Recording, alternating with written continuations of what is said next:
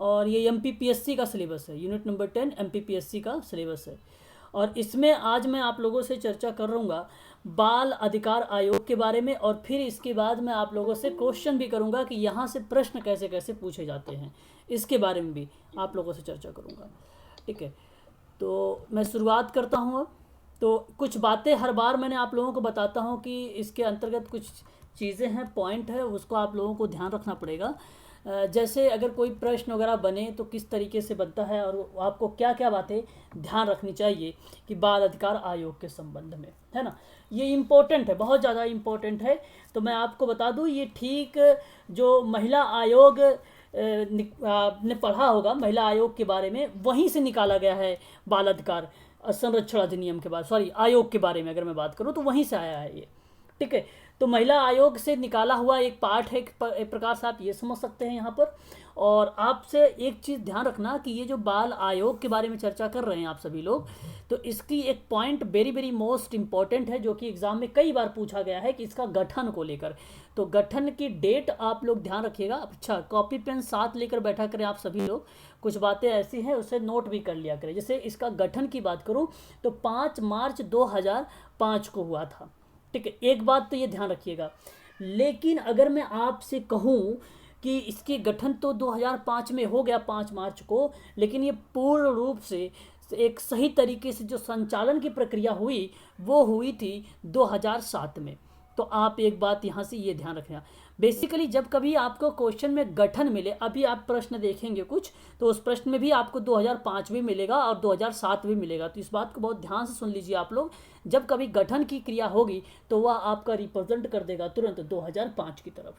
ठीक है, और संपूर्ण तरीके से लागू करने की अगर कोई बात करता है तो तुरंत ये क्वेश्चन का ऑप्शन हो जाएगा 2007 वाला। तो इसका अच्छा मार्च 2007, इसको आप खास कर ध्यान रखिएगा। ठीक है भाई। दूसरी बात अगर मैं आपसे कहूँ इसके अंतर्गत क्या याद रखना है, तो आपको मैं बता दूं कि यह एक संवैधिक निकाय है ना। अच्छा, हालांकि आप सभी लोग जानते भी होंगे, आप सबको पता भी है। ठीक है, तो संवैधिक निकाय के अंतर्गत ये लाया जाता है। तो एक चीज़ ये भी ध्यान, ये भी प्रश्न पूछता है किस निकाय के अंतर्गत आता है, तो गैर संवैधानिक आ जाता है, संवैधानिक आ जाता है, संवैधिक आ जाता है। ठीक है, तो संवैधिक वाला जो ऑप्शन हो जाएगा वो आपका करेक्ट हो जाएगा। ठीक है, तो ये चीज़ आप लोगों को ध्यान रखना पड़ेगा। दूसरी बात अगर मैं आपसे कहूँ ये बनाया क्यों गया, देखो मैं आपको बताऊँ, जितने भी यूनिट नंबर 10 की एमपीपीएससी का सिलेबस है उस सभी में आयोग दिया हुआ है, तो उसके नाम से ही पता चल जाता है कि भाई इसके उद्देश्य क्या होने चाहिए।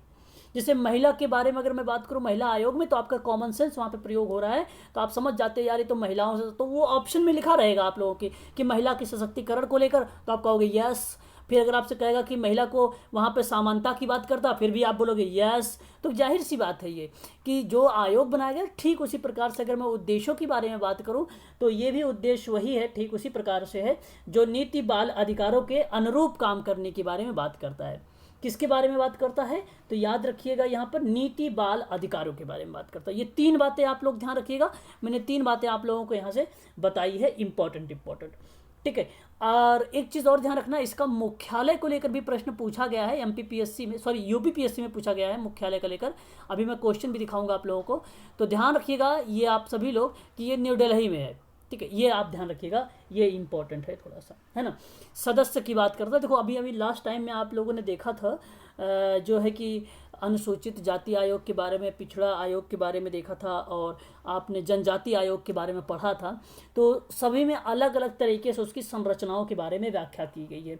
तो मैं आपको बताऊंगा यहाँ पर कि जो बाल आयोग है इसमें 7 सदस्य आते हैं। ये सारी चीज़ अभी मिलेगी आपको, मैं थोड़ा सा एक ओवरव्यूज दे रहा हूँ कि आप लोग तो कि वो चीज़ों को समझें कि हाँ भाई यहाँ से प्रश्न बन सकता है ना।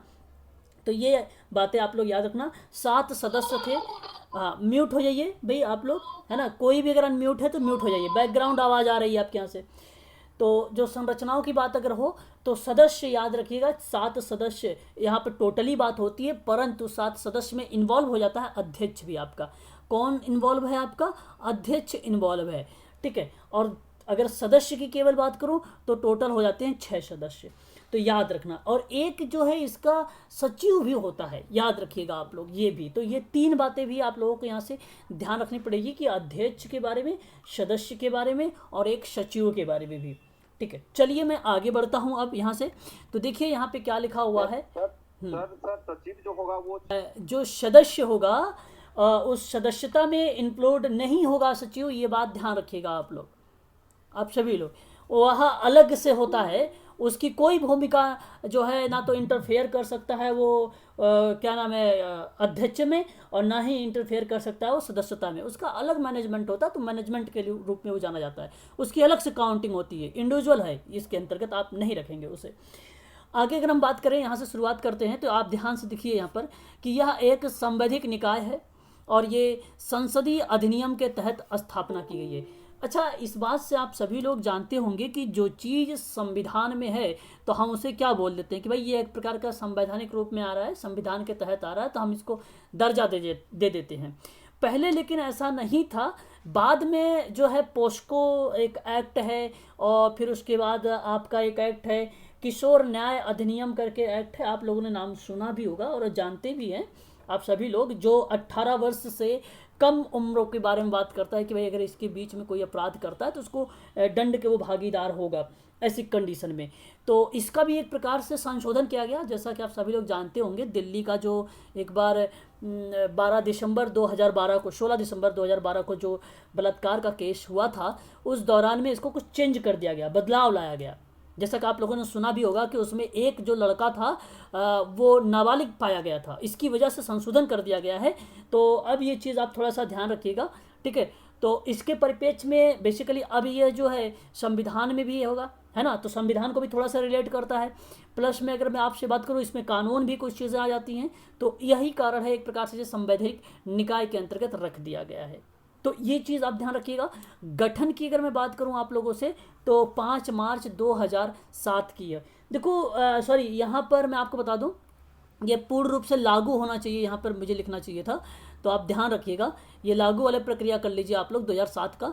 यहाँ पर देखिए ये वाले पॉइंट कि बाल अधिकार संरक्षण अधिनियम जो 2005 है, जिसको हम बाल आयोग के रूप से जानते हैं, ये आपका सही माना जाएगा फिर 5 मार्च 2005 को, ठीक है। पूर्णतः रूप से लागू होने की अगर बात मैं करूँ तो ये आप ध्यान रखिएगा 5 मार्च 2007 का ही, ठीक है। उद्देश्य की बात है, जैसा कि आप सभी लोग कुछ को पता है, मुझे बताने की ज़रूरत भी नहीं है, कि यह सुनिश्चित करता है कि समस्त विधियों, नीति, कार्यक्रम एवं प्रशासनिक तंत्र जो बाल अधिकारों के संदर्भ में अनुरूप हो उसके, ठीक है। अनुरूप का मतलब आप भलीभांति तरीके से जानते होंगे कि उसके एक प्रतिकूल की बात करता है, सॉरी प्रतिकूल ना कहकर आप कहें इसके अनुकूलन प्रक्रिया की बात करता है, ठीक है, समानता की बात करता है ऐसी कंडीशन पर, ठीक है। तो ये चीज़ें की बात समझें आप अनुरूप को लेकर, ठीक है, कि नीति की बात हो या समस्त विधि की बात हो या किसी प्रशासनिक कार्यक्रम की बात हो या किसी भी आयोजन की बात हो, विभिन्न प्रकार के जो कार्यक्रम चलाए जाते हैं सामाजिक कार्यकर्ता के द्वारा से, वो क्या करता है एक प्रकार से उन बच्चों के अनुरूप होना चाहिए, एक प्रकार से उनके अनुकूल होना चाहिए।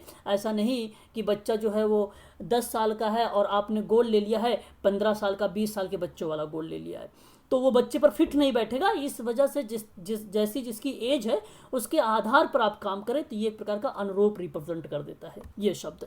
तो विधि, नीति, कार्यक्रम उनके अनुरूप होनी चाहिए, ठीक है। आगे अगर मैं बात करूं आपसे नेक्स्ट पॉइंट के बारे में, तो ध्यान से सुनते चलिए। और ये जो आयोग है, इस आयोग के तहत में एक इम्पॉर्टेंट बात ये है कि ये 0 से लेकर 18 वर्ष के बालकों के संरक्षण की बात करता है। ध्यान रखना, ये भी कई बार प्रश्न पूछ लेता है कि बताइए जरा कि जो राष्ट्रीय बाल अधिकार आयोग है, उस आयोग के अंतर्गत कितने वर्ष के बालक आते हैं, तो आप ध्यान रखिएगा 0 से 18 वर्ष। कहीं कहीं केवल 18 वर्ष मिल जाता है तो भी आप उसको करेक्ट लगा देंगे, ठीक है। मुख्यालय जैसा कि आप सभी को पता है, आप जानते हैं, नई दिल्ली में है। नोडल मंत्रालय की अगर मैं बात करूं तो अच्छा, मैंने अभी आपको शुरुआत में बता दिया कि कहाँ से ये आया है। तो आप एक चीज़ ये इस चीज़ कह सकते हो कि बाल एवं महिला जो विकास मंत्रालय है उसके माध्यम से ये चीज़ें लाई गई हैं। तो महिला एवं बाल विकास मंत्रालय जो है, यह एक प्रकार का नोडल मंत्रालय के अंतर्गत जाना जाता है। ये चीज़ भी आप लोगों को ध्यान रखना होगा। यहाँ पर अगर मैं बात करूँ तो अभी भी मैंने आप लोगों से बताया बेटा कि कुल टोटल कितने सदस्य होते हैं, तो 7 सदस्य होते हैं, जिसमें से मैंने एक अध्यक्ष के बारे में चर्चा किया था और एक मैंने आप लोगों से बताया था भाई कि इसमें जो है 6 सदस्य होते हैं। और साथ ही साथ मैंने बताया था आपको एक जो होता है आपका प्रबंधक के रूप में आता है, एक सचिव के रूप में आता है। प्लस में very very most important point है, ये बात ध्यान रखिएगा आप सभी लोग, यहाँ पर 2 महिलाओं का रहना आवश्यक है। क्योंकि बच्चे यहाँ पर इसलिए कंफ्यूज हो जाते हैं क्योंकि महिला आयोग में, सॉरी आपको मैं बताऊँ तो मानवाधिकार में भी महिलाओं के बारे में जिक्र किया गया है और अगर मैं आपसे बात करूं, अभी आपने लास्ट में देखा था अनुसूचित जाति और अनुसूचित जनजाति आयोग के बारे में, वहां पर भी मैंने आप लोगों से बताया था कि इंपॉर्टेंस है वो चीज़ें महिलाओं को लेकर। तो यहाँ पर 2 महिलाएं का होना अत्यंत आवश्यक है, ये बात आप लोग ध्यान रखिएगा। अच्छा, ये चीज़ें जो होती है तो आप बता दो, यहाँ पर या तो एक महिला हो सकती है या तो दोनों के दोनों जो हैं वहाँ पे सदस्य हो सकते हैं। ये कंपलसरी है, ये कंपलसरी है।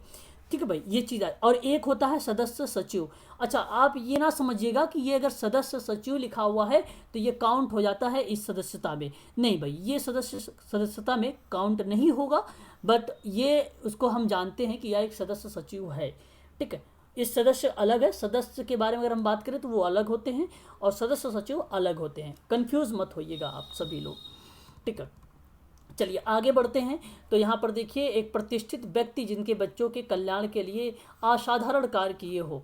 ठीक है, तो अध्यक्षता मतलब एक प्रकार से यहाँ पर वो व्यक्ति जिसमें बच्चों के कल्याण के लिए उन्होंने असाधारण कार्य किया। असाधारण कार्य करने का मतलब ये हुआ कि सकारात्मक काम किया हो कहीं पर बच्चों के परिप्रेक्ष्य में, है ना, ये चीज़ें हुई। अच्छा, अगर हम बात करें यहाँ पर देखिए तो शिक्षा है, बाल स्वास्थ्य है और बाल श्रम में है, बच्चों के तनाव उन्मूलन का है, मनोविज्ञान का है, सामाजिक विज्ञान है, बच्चों के संबंधित कुछ कानून को ज्ञान को लेकर है। तो आपके बात तो पक्का समझ में आ गई होगी आप सभी लोगों को कि बाल स्वास्थ्य के परिप्रेक्ष्य में एक सदस्य हो सकता है, एक सदस्य बाल श्रम से हो सकता है, बच्चों के तनाव के उन्मूलन से भी हो सकता है, बाल मनोविज्ञान से हो सकता है। जानते हैं बाल मनोविज्ञान क्यों यहाँ पर मेंशन किया गया है? बच्चों के मन को समझने के लिए बाल मनोविज्ञान को मेंशन किया गया है, क्योंकि ये छोटे बच्चे हैं। इसी वजह से डीएड अगर आप कर रहे हो या बीएड कर रहे हो आप लोग, या बीटीसी कर रहे हो या आप एनटीटी कर रहे हैं, तो उसमें उनके सिलेबस में ऑलरेडी एक मेंशन कर दिया जाता है सब्जेक्ट के रूप में कि ये बाल मनोविज्ञान आप पढ़ेंगे। इसीलिए कहा जाता है कि जो बच्चों के मन का विज्ञान पढ़ लेना, उनकी आत्माओं के बारे में जान लेना कि भाई वो करना क्या चाहते हैं, वो चाहते क्या हैं, इस वजह से इस सब्जेक्ट को रखा गया है। और इसका एक कोई एक्सपर्ट होगा बाल मनोविज्ञान का, उसको भी यहाँ पर वो सदस्य बनेगा, मतलब वो भी एक प्रकार का वहाँ पर सदस्य बनेगा। और आप लोग भी बन सकते हो। तो आपको अगर मैं बताऊँ तो अगर बाल स्वास्थ्य में अगर आप काम कर रहे हैं या बाल श्रम में काम कर रहे हैं या बच्चों के तनाव को ख़त्म करने के लिए कोई आपने कैंपन वगैरह या आपने कोई कार्यक्रम वगैरह चलाया है, उसमें काम किया है, तो आप उसके भी सदस्य यहाँ पर बन सकते हैं। सामाजिक विज्ञान या बच्चों के संबंधित में कानून का ज्ञान होना चाहिए। अगर ज्ञान ही नहीं है तो फिर बच्चों के संबंध में क्या काम करोगे? तो इस तरीके की क्रियाविधि होती है सदस्यता में।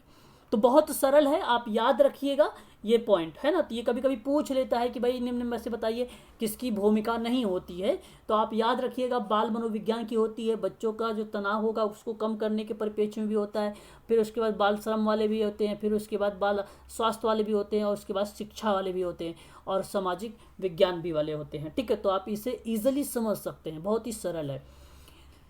नियुक्ति की अगर मैं बात करूं आप लोगों से, तो आप भली भांति तरीके से रूबरू हैं। आप सभी लोग जानते हैं अध्यक्ष केंद्र सरकार होगा और 3 सदस्यीय समिति की सिफारिश पर होगा। याद रखिएगा, इंपॉर्टेंट ये भी चीज़ें हैं। प्लस में जो एक सदस्य होगा, यहाँ पे सदस्यता की बात की गई है, और वह सीधे केंद्र सरकार से होगा।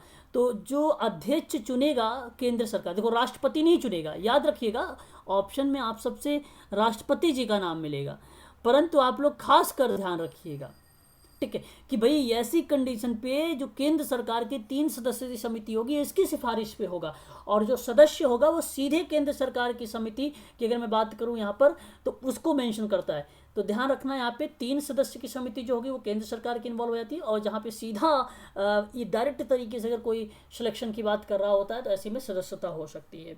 ठीक है, याद रखिएगा। महिला एवं बाल विकास मंत्रालय के प्रभारी मंत्री के रूप में भी वो जाना जा सकता है, अध्यक्ष। ठीक है, याद रखिएगा। दो सदस्य जो जिन्हें केंद्र सरकार नियुक्त करेगी। ठीक है, तो ये भी आप ध्यान रख सकते हैं। और आगे हम बात करते हैं कार्यकाल के बारे में, तो ये बहुत ही इंपॉर्टेंट है। तो अध्यक्ष आप ध्यान रखिएगा 3 वर्ष की अवधि होती है, और अधिकतम जो आयु की बात होती है वो 65 वर्ष होती है। ठीक है, अगर हम बात करें यहाँ पर सदस्यता के बारे में, तो सदस्यता में 3 वर्ष होता है, और अधिकतम आयु की अगर मैं बात करूं तो अधिकतम 60 वर्ष होती है इसकी आयु को लेकर। तो ये भी आप लोगों को ध्यान रखना पड़ेगा, ये भी इंपॉर्टेंट है दोनों की दोनों। सदस्य कितने होंगे भाई? 3 से 60, और अध्यक्ष कितने होंगे? 3 से 65। ठीक है, चलो मैं एक बार आप लोगों से रिकॉल करवा देता हूँ। अब मेरी बात को ध्यान सुनिए। जब कभी आपसे प्रश्न पूछे तो आपके मन में एक बात आना चाहिए कि बाल आयोग जो है वो महिला आयोग से संबंध में निकाला गया है।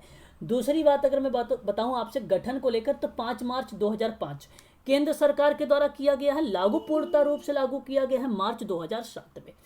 निकाय एक संवैधानिक निकाय में आता है। उद्देश्य आपको पता है कि बच्चों के अधिकारों के अनुरूप होना चाहिए, ये भी आपको पता है। नोडल मंत्रालय के बारे में बात अगर मैंने अभी बताया कि महिला एवं बाल विकास मंत्रालय होता है। मुख्यालय मैंने बताया आप लोगों को नई दिल्ली होती है। संरचनाओं के बारे में बात किया मैंने अभी आप लोगों से। 7 सदस्य होते हैं जिसमें एक अध्यक्ष होता है और 6 सदस्य होते हैं, और जिसमें से 2 महिलाएं शामिल होना कंपलसरी है। ये बात ध्यान रखिएगा, बहुत इंपॉर्टेंट पॉइंट है ये। ठीक है भाई, इतनी चीज़ें आप लोगों को याद हो गई होगी, मैं जहाँ तक उम्मीद करता हूँ आप लोगों से। बाकी ये चीज़ें आप लोग इसको देखे रहिएगा। ठीक है भाई, चलिए आगे बढ़ते हैं इसी क्रम में हम लोग। अब तो यहाँ पे देखिए आगे क्या कह रहा है कि अच्छा, यहाँ तो हम लोगों ने क्लियर कर लिया है। ठीक है, त्याग पत्र देख लेते हैं। त्याग पत्र देगा किसको भाई? त्याग पत्र की अगर मैं बात करूँ तो राष्ट्रपति को नहीं देगा। आप लोगों ने देखते हैं बहुत बच्चे लगा देते हैं, अगर पढ़ के नहीं जाते हैं जब ना इसको बाल आयोग के बारे में, तो ऑप्शन में राष्ट्रपति को चूज करके आ जाती है कि भाई यही व्यक्ति होगा, इसी को त्याग पत्र वगैरह दिया जाता है, बच्चे यही करके आते हैं। परंतु आप लोग ध्यान रखिएगा, ये जो है केंद्र सरकार को होगा। ठीक है, यदि पद रिक्त हो गया है तो 90 दिन के अंदर, 90 दिन का मतलब हो जाता है 3 माह। कभी कभी ऑप्शन में आप लोगों से 3 माह लिखा हुआ मिल जाएगा, तो इसका मतलब ये नहीं कि भाई 90 दिन अलग है 3 माह अलग है, बाकी वही बात है, सिमिलर है। और इसके अंदर एक नई नियुक्ति जो है उसके बारे में जिक्र कर दिया जाता है 90 दिन के अंदर ही। ठीक है, तो ये चीज़ आप थोड़ा सा ध्यान रखिएगा। ठीक है, अगर किसी को पद से अगर हटाएंगे भी तो राष्ट्रपति की भूमिका नहीं होगी, ये भूमिका हो जाएगी केंद्र सरकार की। ठीक है, याद रखिएगा ये भी केंद्र सरकार का। अब आपको बता देखो, साबित कदाचारी। देखिए, साबित कदाचार का मतलब ये होता है कि जैसे अगर मैं आपसे बात करूं लाइक, अगर किसी का अपराध है, अगर वो व्यक्ति अपराधी है तो इस पर आप डिसाइड नहीं कर सकते, उसे हटा नहीं सकते जब तक प्रूफ ना मिल जाए, जब तक आपको पूरा सबूत ना मिल जाए ये व्यक्ति जो है एक प्रकार से दोषी है, तब तक आप लोग उसे साबित कदाचार के अंतर्गत नहीं, तभी आप साबित ना हो जाए, हाँ ये साबित ना हो जाए तब तक। हाँ, कहने का मतलब प्रूफ, वही साबित मतलब प्रूफ, जब तक आप उसे प्रूफ ना करते या साबित ना करते एक प्रकार से, तब तक आप उसके अंतर्गत आप कोई एक्शन नहीं लेंगे। तो ये एक साबित कदाचार इसका मतलब होता है। तो आप मीनिंग थोड़ा सा समझ लेना कि भाई कदाचार का मतलब क्या हो जाता है ना। तो आप इजीली कर लें कि आप सीधा सीधा से सोच लीजिए कि जब वो प्रूफ हो जाएगा या साबित हो जाएगा कि ये चीज़ है व्यक्ति, तो उस पद के आधार पर उसको हटा दिया जाएगा।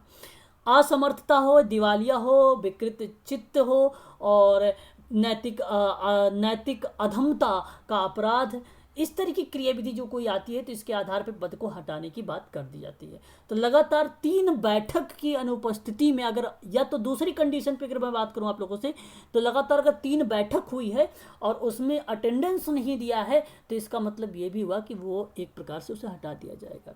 अच्छा, ऐसा ऑनलाइन पर भी निकाल देना चाहिए कि अगर 3 बार से अगर अधिक कोई बच्चा क्लास अटेंड नहीं करता है तो उसको क्लास से या ग्रुप से रिमूव भी कर देना चाहिए। ऐसा होना भी चाहिए, है ना, बट ऐसा तो है नहीं।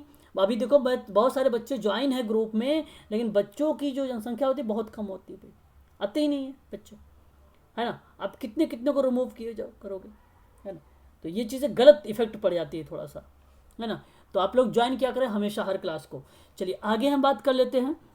2 अधिवेशनों के मध्य 3 माह से अधिक का अंतर नहीं होना चाहिए। ठीक है, 2 अधिवेशन का जो अंतराल होगा एक प्रकार से वो 3 माह के अधिक नहीं होना चाहिए, ये भी थोड़ा सा ध्यान रखिएगा आप लोग। वेतन भत्ते केंद्र सरकार, राष्ट्रपति नहीं, केंद्र सरकार। प्रतिवेदन केंद्र और राज्य। अच्छा देखो, अगर राज्य में जब होगा ना तो ठीक उसी प्रकार से राज्य की अगर मैं बात करूं तो वहां पर मध्य प्रदेश के बारे में सोचना थोड़ा सा आप सभी लोग कि एमपी में क्या बात होती है। ठीक है, तो एमपी के बारे में जब आप सोचेंगे तो आप इजीली कर भी लेंगे इसको, है ना, मध्य प्रदेश के बारे में। तो याद रखिएगा, मध्य प्रदेश की अगर मैं बात कर रहा हूँ तो ये 22 दिसंबर 2007 को लागू किया गया था वहाँ पर। ठीक है, याद रखिएगा। शक्तियाँ जो है, सिविल का मतलब दीवानी होता है। ठीक है, कार्य की बात करें तो आप समझते ही हो कि भाई संरक्षण संबंधी कानूनों की समीक्षा करना और बाल अधिकारों के संबंध में कानूनों को लेकर प्रभावी क्रियान्वयन को लेकर सिफारिश करना, ये सारी चीज़ें आ जाती है इसके तहत। आगे हम बात करते हैं तो रिसर्च देख रहे हैं आप लोग, अनुसंधान। तो बाल अधिकारों के क्षेत्र में जो है एक प्रकार का अनुसंधान करना भी, बाल अधिकारों के संबंध में जागरूकता फैलाना भी, किशोर संरक्षण गृहों का दौरा कर उसको समीक्षा करना भी, ये सभी के सभी क्या हो जाते हैं, आपका कार्य हो जाता है। तो आप लोग इसको भी ध्यान में रखिएगा, ठीक है। तो ये इम्पोर्टेंट पॉइंट भी है आप सभी के लिए, ठीक है भाई। कोई दिक्कत तो नहीं है यहाँ तक? अगर कोई डाउट या कोई प्रॉब्लम हुई तो आप मुझे बताइए जरा कार तक, कि क्या आप लोगों को यहाँ तक कोई दिक्कत तो नहीं हुआ है महिला आयोग को, सॉरी बाल संरक्षण अधिकार अधिनियम के आयोग के बारे में? अधिनियम बार बार नाम से आ रहा है क्योंकि अभी मैंने हाल ही में अधिनियम का नाम लिया है। मैं ये पूछना चाहता हूँ, इसमें राज्य की भूमिका क्या है? स्टेट लेवल पे भी अलग से इसके लिए प्रोविजन है क्या है स्टेट का कुछ? देखो सेंट्रल लेवल। अच्छा, देखो स्टेट की अगर मैं बात करता हूँ आप लोगों से, तो जैसे मध्य प्रदेश के बारे में, अभी इसके बारे में मैं आपको PDF भी यहाँ पे नीचे है मेंशन किया हुआ है, और आपने यहाँ पे पूछा तो मैं आपको बता देता हूँ कि सिमिलर वही है, उसके अंतर्गत कुछ नहीं है, परंतु जहाँ वहाँ राष्ट्रपति आता है तो बस थोड़ा सा जो पैटर्न है इसका चेंज हो जाता है। चेंज होने का मतलब ये हो जाता है कि आप राज्यपाल की भूमिका होगी, बाकी कार्य तो बच्चों वाला जागरूकता फैलाना, दौरा करना, क्रियान्वयन करना, कानूनों की समीक्षा करना सिमिलर है, कोई अलग नहीं है कि भाई अलग से बच्चों के बारे में ऐसा कुछ कहा जाए, तो ये अलग नहीं है, सिमिलर है, ठीक है। समझ में आया बात? हाँ, तो सिमिलर है, इसका आप लोग खास कर थोड़ा सा ध्यान रखें। कुछ अंतर है, अंतर के बारे में अगर हम बात करें तो बस वही है अंतर जो मैंने आपको बताया है कि मध्य प्रदेश में क्या है भाई, एक तो आप ये समझते हो कि भाई जैसे वहाँ पे मुख्यालय दिल्ली था, अब आप देखेंगे मध्य प्रदेश में भोपाल को देख लेंगे। और फिर अध्यक्ष की और सदस्यता की बात करूँ तो उनका जो कार्यकाल है, अवधि है, वो वही है, उसमें कोई अंतर नहीं है। अगर मैं बात आपसे करूँ त्यागपत्र की, तो वहाँ पे आप देते थे केंद्र सरकार को, किसको देते थे? केंद्र सरकार को। अब यहाँ पर किसको देने वाले हो आप लोग? राज्यपाल को देने वाले हो, ठीक है। ये चीज़ अब वहाँ पर केंद्र सरकार उसकी वेतन भत्ते वगैरह के बारे में लागू करता है, आपका कौन? ये आपका जो राष्ट्रीय लेवल पर, नेशनल लेवल पर आ जाता है। और जो आपका मध्य प्रदेश के बारे में बात करूँ तो राज्य सरकार आ जाएगी। बहुत ही सरल है, इजी है, आप समझ सकते हैं। अभी ये PDF मिल जाएगी, आप लोग उसकी टेंशन ना लें।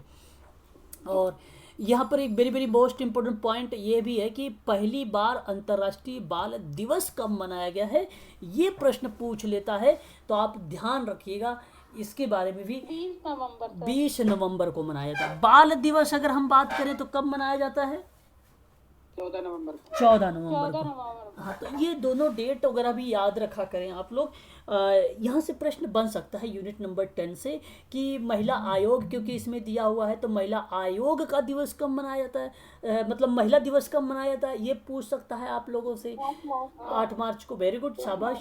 तो ये चीज़ें थोड़ा सा आप लोग ध्यान रखिएगा, ये इम्पोर्टेंट है ना। चलिए आगे हम बढ़ते हैं इसी क्रम में। तो याद रखिएगा 1954 इम्पोर्टेंट है, पहली बार वाली, ठीक है भाई। चलिए, अच्छा ये क्लियर हो गया, यहाँ पे समाप्त हो गया, मध्य प्रदेश की पॉइंट आ गई अब, है ना। यहाँ तक क्लियर हो गया आप लोग। अच्छा अब मुझे बता दीजिए आप लोग, कोई दिक्कत तो यहाँ तक तो आप लोगों को होनी नहीं चाहिए भाई। अच्छा एक बात और मैं बता दूं कि जैसे वर्तमान का अध्यक्ष और प्रथम अध्यक्ष मैं हर बार बताता हूँ आप लोगों को, प्लस में एक ऐसा भी नाम, या तो कोई महिला हुई है तो।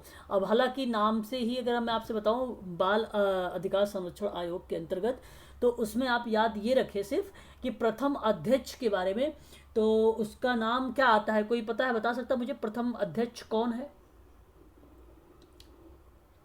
प्रथम अध्यक्ष के बारे में अगर मैं आपसे पूछूं तो बता सकते हैं? शांता, कोई बताना चाहेगा मुझे? बता सकता है कोई? राष्ट्रीय महिला आयोग के अध्यक्ष? नहीं, बाल आयोग है, बाल। तो प्रथम अध्यक्ष की बात अगर मैं करूं आप लोगों से, तो आप याद रखिएगा नाम उनका है शांता सिन्हा, शायद ये ऊपर होगा आई थिंक। हाँ ये देखो सर जो है, हाँ तो यहाँ पे अगर हम बात करें तो संयुक्त राष्ट्र के बाल अधिकार सम्मेलन को अपनाना जो है 1990 में अपनाया गया था। और भारत ने जो साक्षात मतलब हस्ताक्षर किया है वो 1992 में किया, फैक्ट के रूप में। पॉइंट टू पॉइंट आप पढ़िए, बस पॉइंट टू पॉइंट पढ़िए आप लोग, है ना, याद रखिएगा। प्रथम अध्यक्ष के बारे में जो होगा वो आप ध्यान रखिएगा, शांता सिन्हा के नाम। और वर्तमान सदस्य के बाद बात करूं तो प्रियंक कानूगो हैं। अच्छा, ये जानते हैं ये मेल हैं, ये क्या है, मेल है, फीमेल नहीं है, याद रखिए। प्रियंक कानूगो, आप ऐसा सोचिए कि भाई प्रियंका है ना, तो ये गलत हो जाएगा। प्रियंक नाम है उनका, प्रियंक नाम होता है। प्रियंक। तो अब आगे हम बात करते हैं थोड़ा सा मध्य प्रदेश के बारे में। आप लोग MPPSC का एग्ज़ाम दे रहे हो, तो मुझे जहाँ तक उम्मीद है कि यहाँ से प्रश्न हो सकते हैं, पूछ ले आप लोगों से। तो 22 दिसंबर 2007 है ना, बाल अधिकार संरक्षण आयोग अधिनियम 2005 है ना, एक्ट राज्य सरकार के द्वारा ये संचालित किया गया है। मुख्यालय भोपाल में है। एक अध्यक्ष और 6 सदस्य, 2 महिला, सिमिलर है। बस यहाँ पे एक उप सचिव बढ़ गया है, बस ये ध्यान रखना। नियुक्ति राज्य सरकार करेगी। पदावधि 3 वर्ष या 65 वर्ष, 3 वर्ष या 65 वर्ष रखा गया है अध्यक्ष के लिए। सदस्यता की बात करूं तो 3 वर्ष या 60 वर्ष की आयु रखी गई है, तो ये आप ध्यान रखिए। त्याग पत्र किसे देंगे आप, तो राज्य सरकार को देंगे, ये ध्यान रखिए आप। पदामुक्ति ठीक उसी का नाम आएगा। वेतन के लिए ठीक उसी का नाम आएगा, भाई राज्य सरकार का नाम आएगा, क्योंकि हम लोग राज्य सरकार के बारे में बात कर रहे हैं, है ना। अनुमोदन की अगर मैं बात करूं, पेंशन की बात करूं, तो भी आपका राज्य सरकार का ही नाम आ जाता है। और यहाँ पे वार्षिक रिपोर्ट राज्य सरकार का ही नाम आ जाता है। नियम कुछ मामलों पर राज्य सरकार के होते हैं। वर्तमान में अगर मैं अध्यक्ष की बात करूं इस समय मध्य प्रदेश में, तो आप याद रखिएगा राघवेंद्र शर्मा का नाम आता है। राघवेंद्र शर्मा नाम आता है, मध्य प्रदेश के ये वर्तमान में अध्यक्ष हैं, तो इनका नाम ध्यान रखिएगा आप लोग थोड़ा सा। चलिए एक बार बताइए जरा मुझे, आप सभी लोगों को कोई दिक्कत तो नहीं हो रही ना? नहीं सर। चलो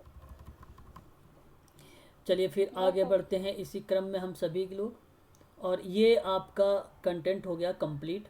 अब हम लोग करेंगे थोड़ा सा क्वेश्चंस, है ना। अब हम लोग थोड़ा सा करेंगे प्रश्न और देखते हैं कि भाई कितने प्रश्न आप लोग करते हो सही। तो आप लोग ध्यान रखिएगा कि बाल अधिकार के संबंध में जितनी चीज़ें बताया उतने आएगा, उससे बाहर कुछ है भी तो नहीं इसमें कि जो मैं चर्चा करूं आप लोगों से, है ना।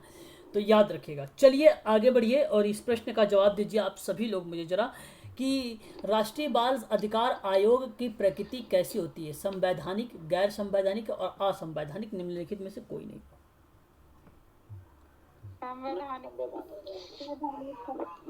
दी ओके, यहाँ पे ओके, संवैधानिक निकाय, संवैधानिक निकाय की बात कर रहे हैं। Very good. यहाँ अगर इस अधिनियम के माध्यम से जो बात आप कर रहे हैं एक प्रकार से, वह आपका संवैधानिक निकाय हो जाएगा। और यही मैंने आप लोगों से जिक्र किया था। क्या नहीं, गैर संवैधानिक कहाँ से होगा भाई? किसी ने कहा भाई बी ऑप्शन, किसी ने मुझे बी ऑप्शन जवाब दे दिया है। बी नहीं होना चाहिए, यहाँ पर संवैधानिक निकाय के अंतर्गत आ जाएगा आपका।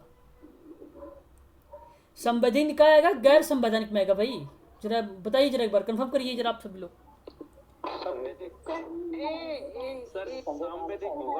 संवैधानिक तो नहीं है। संवैधानिक नहीं है, ठीक है, ठीक है, ऑप्शन आपका ए हो जाएगा। चलो आगे बढ़िए। और यहाँ पर आपको नीचे व्याख्या मिल जाएगी, है ना, नीचे व्याख्या है। अच्छा, यहाँ पे संवैधानिक लिखा भी है, हाँ ठीक है।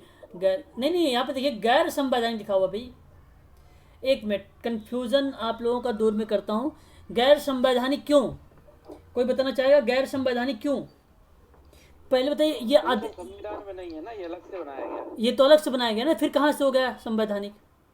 संवैधानिक चीज़ें तो वो होती हैं जहाँ पे संविधान के अंतर्गत आता है ना जो चीज़ है। अब आप यहाँ पे देखिए जरा कि अधिनियम के माध्यम से इसे जो है पारित होने का कारण या एक संवैधानिक अर्थात कानूनी निकाय है। और जब कानूनी निकाय है तो फिर तो गैर संवैधानिक होगा ना भाई। कानून वाला किस में आएगा बताइए जरा आप लोग, आप बताइए जरा कहीं पे ये आप लोगों ने देखा है कि राष्ट्रीय बाल संरक्षण आयोग का अनुच्छेद ये है? हाँ भाई, आप देखते हो वो बाद में जो चीज़ें जोड़ी गई कि बालकों को लेकर, बाल श्रम को लेकर जोड़ा गया, उनसे जो को लेकर जोड़ा गया, लेकिन ये बाद की प्रक्रिया आई। तो बाद की जब प्रक्रिया आई तो इसका मतलब ये नहीं हुआ कि आप संवैधानिक कर दो, बाद में आए तो संवैधानिक कर दो, गैर संवैधानिक आ गया। मैं कंफ्यूज हो भी रहा था आप लोगों से वहाँ पे। मैं सोचता अगर आप लोग आगे बढ़ते तो मैं थोड़ा सा डिबेट करता तो मुझे पता चल जाता इसका आंसर, लेकिन मैं आपको बता दूं यहाँ पे उक्त जवाब जो होगा option number B for Bombay correct जवाब है इसका। बी फॉर बॉम्बे करेक्ट जवाब है। व्याख्या में साफ शब्दों में मिल जाएगा आप लोगों को, है ना। चलिए आगे बढ़ते हैं। एक प्रश्न और देखिए जरा, यहाँ पे शायद PDF आप लोगों को दिखाई नहीं दे रहा होगा, है ना। 18 वर्ष एक मिनट, अब देखिए जरा, दिखाई दे रहा है। राष्ट्रीय बाल अधिकार संरक्षण आयोग किस आयु तक बालकों के हितों का संरक्षण प्रदान करता है? तो आप ध्यान रखिएगा, अभी अभी मैंने आप सबसे बोला भी है 0 से 18 वर्ष। हाँ, तो याद रखिएगा, ऐसे प्रश्न को आप पढ़िए, आप इजीली कर लेंगे। देखिए यहाँ पर व्याख्या भी है उसकी, और आपको मैंने बताया भी है इसके बारे में अच्छी तरीके से, और आप जानते भी भली भांति तरीके से। चलिए अगला क्वेश्चन लेते हैं और नेक्स्ट क्वेश्चन की बात कर लेते हैं हम लोग। और ये क्वेश्चन कह रहा है आप लोगों से कि राष्ट्रीय बाल अधिकार संरक्षण आयोग के प्रथम अध्यक्ष कौन रहे हैं। ठीक है, तो आपको मैं तो यही नाम आपको ध्यान रखना कि प्रथम कौन है, वर्तमान में कौन है, और कौन 2 बार हुआ। एक चीज बता दूं, इसमें आपको 2 बार की बात अगर होती है तो इसी का नाम आता है। 2 बार इनको चुना गया है, शांता सिन्हा को। ठीक है, याद रखिएगा ये भी, ठीक है ना। हाँ याद रखिएगा, हाँ, और प्रथम अध्यक्ष भी यही है। चलिए आगे देखिए, यहाँ पर व्याख्या भी है और आप लोग देख भी रहे हैं। ठीक है, शांता सिन्हा का नाम, और ये आपका करेक्ट जवाब हो जाएगा, शांता सिन्हा जी का नाम, है ना। चलिए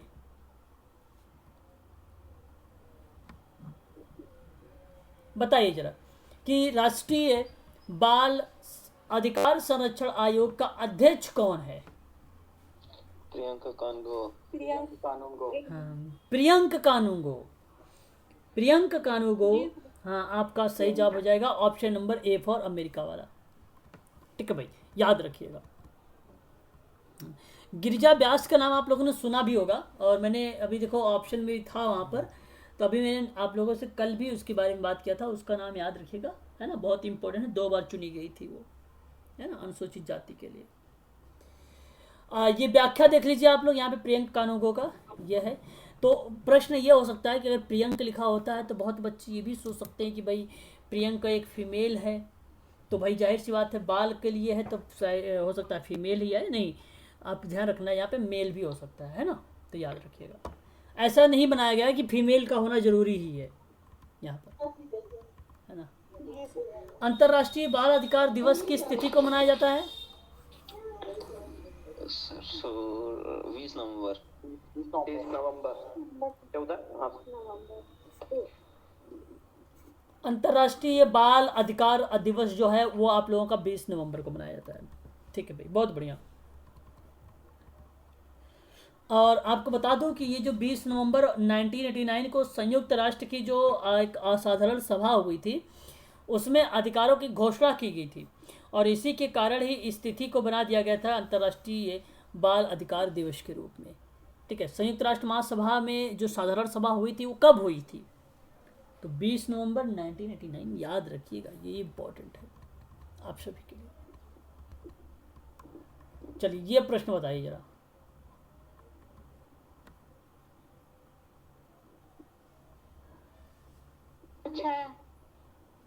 छह आएगा। ओके, 7। ओके, यहाँ पे करेक्ट जवाब होगा ऑप्शन नंबर डी। यहाँ पे अगर हम बात करें तो देखिए, नहीं नहीं नहीं, यहाँ पे, हाँ यहाँ पे अगर हम बात करें, अतिरिक्त सचिव को मिला के 7, वैसे 6 सदस्य पूछा है अकेला, तो मेरे ख्याल से 6 सदस्य और अध्यक्ष अलग है उसमें से। देखिए सदस्य 7 होते हैं,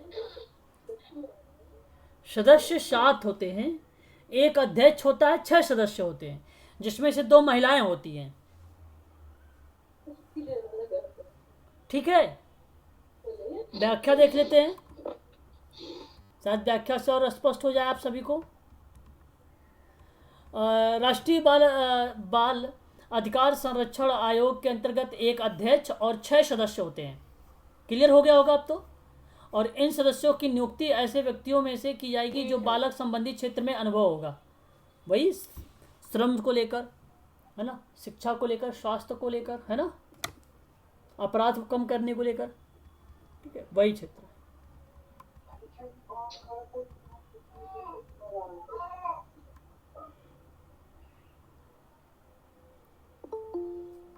चलिए बताइए। 2 सर, 2। ओके, 1 मिनट मैं ज्वाइन कर लेता हूँ। हाँ हाँ, वैशाली जी, शायद लता जी वैशाली जी ही हैं। हाँ वैशाली जी, राष्ट्रीय बाल अधिकार संरक्षण आयोग कम से कम कितने महिला की सदस्यता होनी चाहिए? 4 3 2 1, कितनी महिला होनी चाहिए? 2 महिला। MPPSC में आप लोगों से ऐसे ही प्रश्न बनेंगे, ऐसे प्रश्न बनेंगे आप लोगों से, और डीप में कुछ प्रश्न नहीं आने वाले हैं। यही प्रश्न का पैटर्न है ना, ठीक है, जैसा कि आप लोगों को पता है 2 सदस्य होते हैं। क्लियर है। चलिए जरा मुझे बताइए यहाँ पर कि राष्ट्रीय बाल संरक्षण अधिकार संरक्षण आयोग भारत सरकार ने किस विभाग के अधीन है? महिला एवं बाल। हाँ महिला एवं बाल विकास। हाँ, ऑप्शन नंबर सी। बहुत, यहाँ पे सभी लोगों ने मुझे सही जवाब दिया। यही चीज़ है ना। देखो अब आप लोग जान, अगर पहले अगर ऐसे क्वेश्चन आए हम थोड़ा सा सोचते उस पर, लेकिन अब अगर प्रश्न आएगा तो आंख बंद करके लगाएंगे और आगे बढ़ जाएंगे हम लोग क्वेश्चन पर। ठीक है, व्याख्या भी आप देख सकते हो कि बाल अधिकार संरक्षण आयोग जो है भारत सरकार महिला और विकास मंत्रालय के अधीन होती है। बट ठीक है भाई, क्लियर है। अब यहाँ पर देखिए जरा क्वेश्चन नंबर 9 को, है ना, कह रहा है आप सबसे ये कि राष्ट्रीय बाल अधिकार संरक्षण आयोग अधिनियम के तहत कार्य निष्पादन करता है। कौन कौन से कार्य करेगा? तीनों करेगा सर। सभी करेगा सर। डी उपरोक्त सारे हैं सर। सभी करेगा। अब ये आप देखो, लैंगिक अपराध के बारे में आप सोच सकते हो, पोस्को बिल्कुल सोच सकते हो, इसमें कोई दो राय नहीं है। और शिक्षा का अधिकार आप जानते ही हैं 21 का ए, जैसा कि भाई आप सभी लोगों को पता है कि उस शिक्षा का अधिकार का जो अधिनियम के अंतर्गत बात की गई है, तो उसमें कुछ विद्यालय में ये भी कई सीटें रिजर्व भी की गई हैं, सीटें रिजर्व भी की गई हैं। और किशोर न्याय अधिनियम, अच्छा भाई ये भी आप जानते हैं कि क्यों 2015 का क्यों संशोधन किया गया, जैसा कि आपको पता है, मुझे बताने की जरूरत नहीं है इसमें कारण, है ना। उपरोक्त सभी सही है, डी वाला बहुत अच्छा भाई, बहुत बढ़िया, ठीक है। चलिए नेक्स्ट क्वेश्चन लीजिए।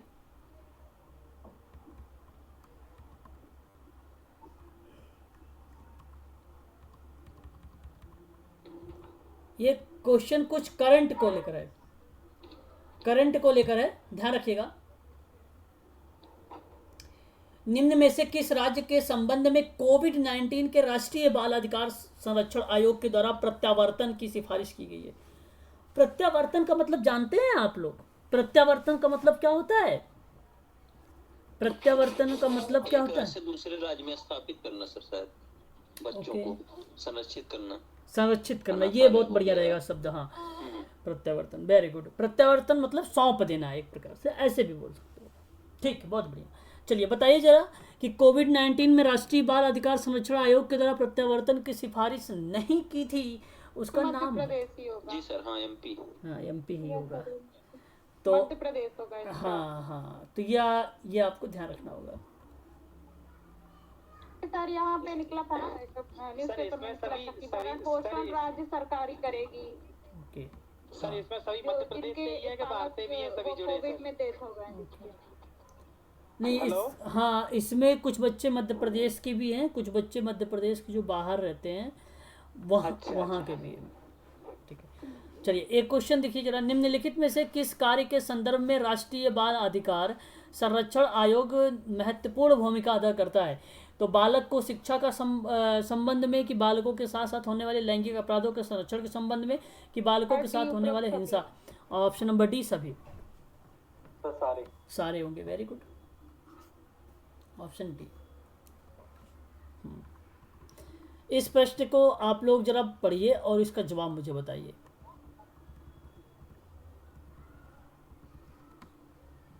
और अच्छे से करिएगा।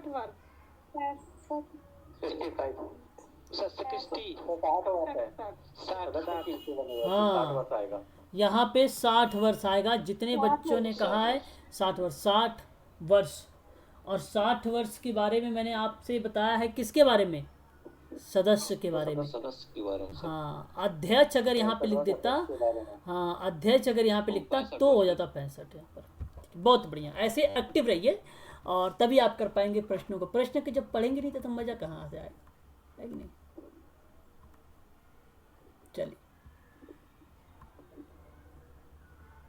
ये पीडीएफ क्वेश्चन नंबर हम नेक्स्ट लेते हैं। पीडीएफ दिखाई दे रही है आप लोगों को कि भारत में राष्ट्रीय बाल अधिकार संरक्षण आयोग का गठन किस दिनांक किया गया था? 5 मार्च 2007। 5 मार्च 2005। ओके, 5 मार्च 2005 बता रहे हैं कि 2007 बता रहे हैं?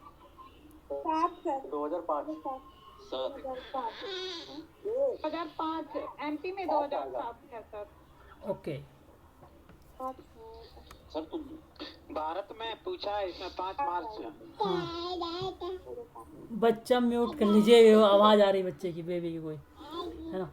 तो याद रखिए, यहाँ पर देखिए गठन की बात कर रहे हैं हम लोग।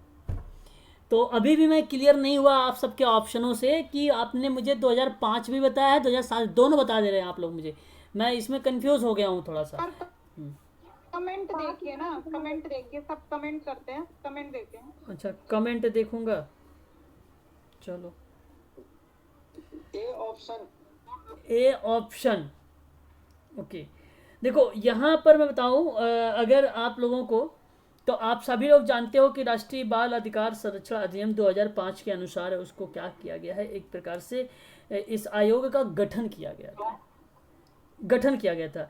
लेकिन भारत में जो बाल अधिकार संरक्षण आयोग को पूर्णतः रूप से लागू करने की बात कर रहा है, जहाँ पे आप स्थापना की बात कर रहे हैं इस आयोग की, तो वो हो जाता है आपका 5 मार्च 2007। 5 मार्च 2007। इन दोनों ईयर्स को लेकर कंफ्यूजन आपके पास समाप्त हो जानी चाहिए, अदरवाइज ये आपका प्रश्न आएगा तो दिक्कत कर देगा। दोबारा सुन लीजिए, ये बेसिकली क्या है, गठन की बात अगर मैं करूँ। मध्य प्रदेश में भी 2007 में आया था ना? हाँ, मध्य प्रदेश का भी है, 2007 का मध्य प्रदेश का भी है, ठीक है, याद रखिएगा। यहाँ मैं आपसे बात करूँ तो आप ये ध्यान रखिएगा कि संरक्षण आयोग के गठन में राष्ट्रीय बाल अधिकार संरक्षण अधिनियम।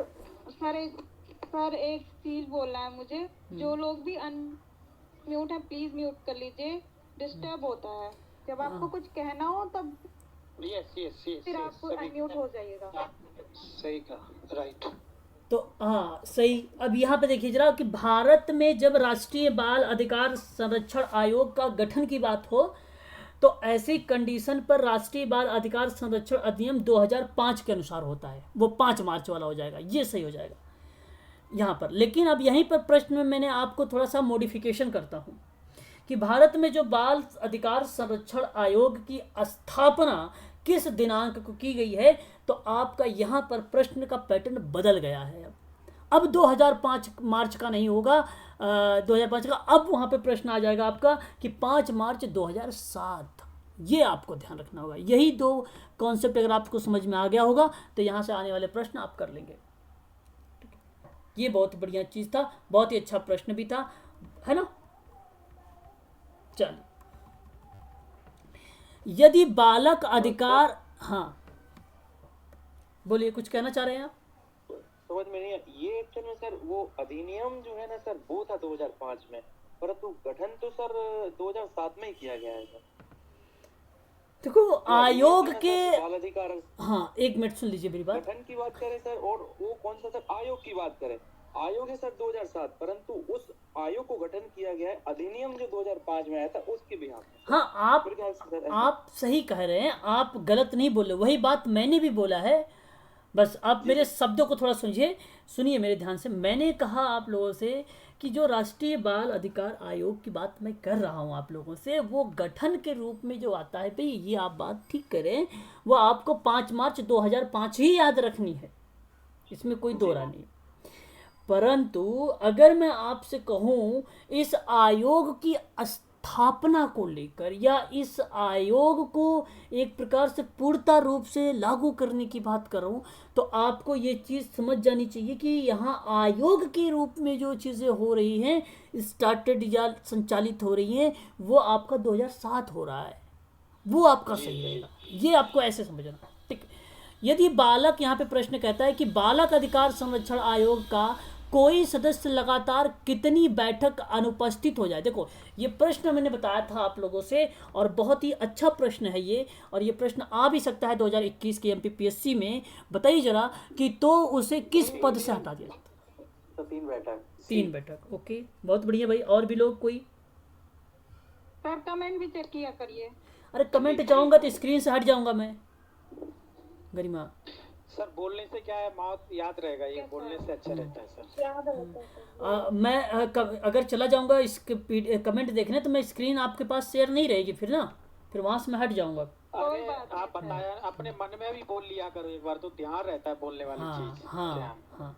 तो यहाँ अगर मैं आपसे बात करूँ तो ये आपका जो करेक्ट जवाब जो होगा आप लोगों का, बहुत बढ़िया जवाब आपने दिया है मुझे यहाँ पर 3 वाला, बहुत बढ़िया काम किया है आप लोगों ने। ऑप्शन आपका यहाँ पे सी फॉर चेन्नई वाला करेक्ट जवाब होगा। ये ध्यान रखिएगा, बहुत ही इंपॉर्टेंट कोई, और इस पर स्टार लगा लीजिएगा, इसको स्टार लगा लीजिएगा, इस प्रश्न को। चलिए आगे बढ़ते हैं इसी क्रम में हम लोग, और एक और प्रश्न करते हैं। प्रश्नों का सिलसिला जो है, कल से आप लोगों का एमपीपीएससी का सोशल वर्क का सारे के सारा स्टार्ट हो जाएगा, है ना। अब प्रश्न ही ज़्यादा से ज़्यादा आप लोगों को करवाए जाएंगे, और प्लस में आपको बताऊं तो कुछ टॉपिक का भी रिवीजन किया जाएगा इसमें। तो आगे हम बात करते हैं क्वेश्चन नंबर 15 का, कि राष्ट्रीय बाल अधिकार संरक्षण आयोग के अध्यक्ष जो अपने पद से मतलब, अब देखिए यहाँ पे पद से हटाएगा कौन? राष्ट्रपति? बोलो। केंद्र सरकार। शाबाश, बहुत अच्छा, वेरी गुड, बहुत बढ़िया, शाबाश सारे बच्चों को भाई, गुड, बहुत बढ़िया। ऐसी प्रश्न करना है, अगर आप समझ गए ना तो आप समझो कोई आप लोगों को कोई हटा नहीं सकता भाई। यही तो प्रश्न आने वाले भाई, इससे ज़्यादा क्या प्रश्न आएगा बताइए? क्या प्रश्न बनता है? और भी कोई बताए जरा मुझे, यही तो प्रश्न बनते हैं। चलिए एक और प्रश्न देखिए, राष्ट्रीय बाल अधिकार संरक्षण आयोग किस अध्यक्ष ने लगातार 2 कार्यकाल तक, पता है?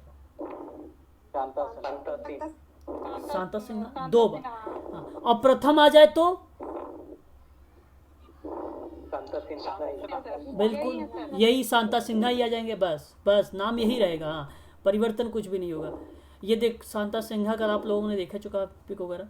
एक प्रश्न और कर लीजिए जरा। अब देखिए यहाँ पे स्थापना की बात हुई है, अब प्रश्न को बड़ा अच्छे से करिएगा, किसी का शायद डाउट था इस प्रश्न को लेकर। 2007। वेरी गुड, यहाँ पे करेक्ट जवाब दे दिया आपने, 2007, वेरी गुड, शाबाश, 2007।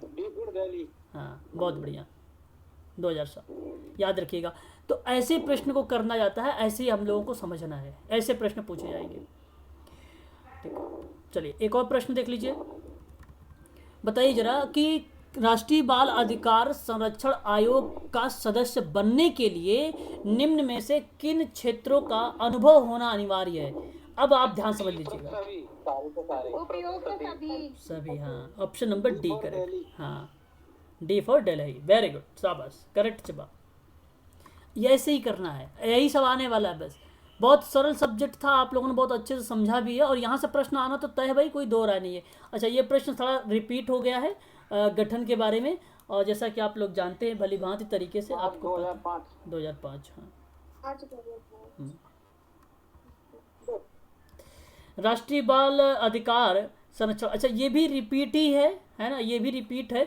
अच्छा, अब आपको मैं बताऊं, देखो अभी आप लोगों ने मुझे जवाब भी दिया था, यहाँ पर ऑप्शन ही शायद यहाँ पर गलत आए हुए हैं। मुझे क्या ऑप्शन में मैच कर देना चाहिए था? संवैधानिक लिख देना चाहिए था, है ना, तो आप शायद और अच्छे से समझ जाते उसको, है कि नहीं। चलो कोई बात नहीं। ये सी है सर आंसर, सामने देख। हाँ तो अभी सी है सर, पढ़ा रहे थे तभी लिखे था, ये एक संवैधानिक निकाय है। जब आप शुरू में पढ़ा रहे थे आंसर। अभी 3 दे रहे हैं आप लोग, ओके ठीक है हाँ भाई, सर ये 3 है सर, राइट, ठीक सामने है। देखे सर। चलो भाई बहुत बढ़िया बहुत बढ़िया बहुत बढ़िया बहुत बढ़िया बहुत अच्छा।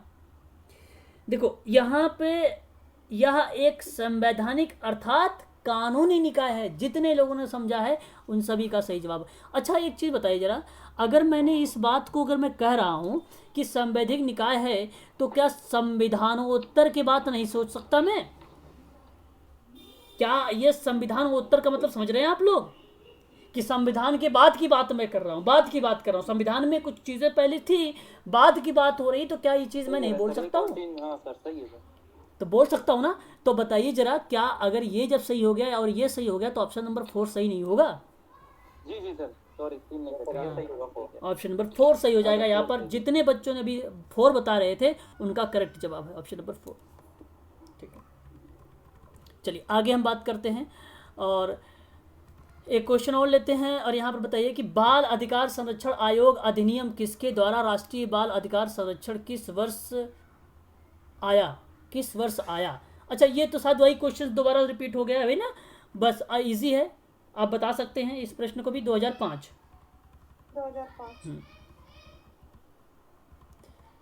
रिपीट हो गया है कुछ क्वेश्चंस आई थिंक। चलो कोई नहीं, देख लेते हैं। और ये प्रश्न बताइए जरा कि राष्ट्रीय बाल अधिकार संरक्षण आयोग का अधिकार का जो क्षेत्र है संपूर्ण भारत में कि जम्मू कश्मीर और लद्दाख को छोड़कर है, कि केंद्र और केंद्र सरकार जहां लागू करे सिर्फ वहां जहां केंद्र शासित प्रदेश लागू ना करे? अभी केंद्र सरकार जहाँ लागू संपूर्ण करे। भारत में है। तो अभी नहीं, अब तो सोचना ही यही है। भारत में हाँ संपूर्ण बारे में अभी हमें नहीं बोलना है, अब हमें यही सोचना ही है संपूर्ण भारत के बारे में। ऑप्शन नंबर ए करेक्ट है, बहुत बढ़िया, शाबाश। अच्छा इसका बताइए जरा कि इस आयु वर्ग के बाल, हाँ ऑप्शन नंबर डी जीरो। मतलब आप देखो प्रश्न को ही सिर्फ आप प्रश्न पूरा पढ़ भी नहीं रहे हैं, बस थोड़ा सा देख रहे हैं और आपने सही जवाब दे दिया। ऐसा होना चाहिए, हाँ नहीं ठीक, ऐसे माइंड होना चाहिए, शार्प माइंड, इसको बोलते हैं एक्टिव हो आप। अब ये एक्टिव हो, इसको बोलते हैं एक्टिव हो, इसको कहते हैं एक्टिवता। चलिए ये प्रश्न बताइए कि राष्ट्रीय बाल अधिकार संरक्षण आयोग के सदस्यों की संरचना किस प्रकार होती है? बताइए। एक अध्यक्ष और 3 सदस्य, एक अध्यक्ष 5 सदस्य, एक अध्यक्ष 7 सदस्य, एक अध्यक्ष 6 सदस्य। हाँ ऑप्शन नंबर डी करेक्ट जवाब, एक अध्यक्ष 6 सदस्य। ऑप्शन नंबर 4 यहाँ पर करेक्ट जवाब हो जाएगा, ऑप्शन नंबर डी करेक्ट सही जवाब, बहुत बढ़िया। अच्छा एक चीज़ बता दो, अब यहाँ पे आप सोचेंगे कि हमें पूरा पता होना चाहिए कि भाई ये अध्यक्ष कौन कौन से हैं। अच्छा नहीं चलिए ठीक है, यहाँ पे प्रथम अध्यक्ष है, आप क्लियर कर लेंगे। हाँ शांता सिंह का नाम याद रखिए। सारे आंसर गलत है। नहीं आंसर सारे गलत नहीं है, इसमें पूछा है कि शांता सिंह नहीं है, शांता सिन्हा ही यहाँ पे लिखा हुआ है, शांता सिन्हा ही कहा है, गलत नहीं है, सही ही है। ठीक है, एक चीज़ ध्यान रखना ये आप लोग कि जैसे सभी अध्यक्षों का नाम याद नहीं रखना है आप लोगों को, याद रखिएगा ये सभी लोग, सभी अध्यक्ष का नाम याद नहीं करना है। बहुत सारे अध्यक्ष, क्या आप सारे आयोग का ऐसी पूरा अध्यक्ष रट्टा मार के लेके जाएंगे? नहीं, ऐसा कुछ नहीं करेंगे। जैसे इस प्रश्न में आप देख सकते हैं, है ना, NCPRC। अच्छा भाई कितने लोग जानते हैं कि ये NCPCRC होता है? क्या नाम इसका, कोई बता सकता है मुझे? क्या national commission for protection of child rights. Right, कहने का मतलब वही चीज़ है जैसे आपने अभी मुझे बोल रहे थे आप सभी लोग कि भाई बाल संरक्षण अधिकार अधिनियम के बारे में, वही बात होगी, बात वही। Very good.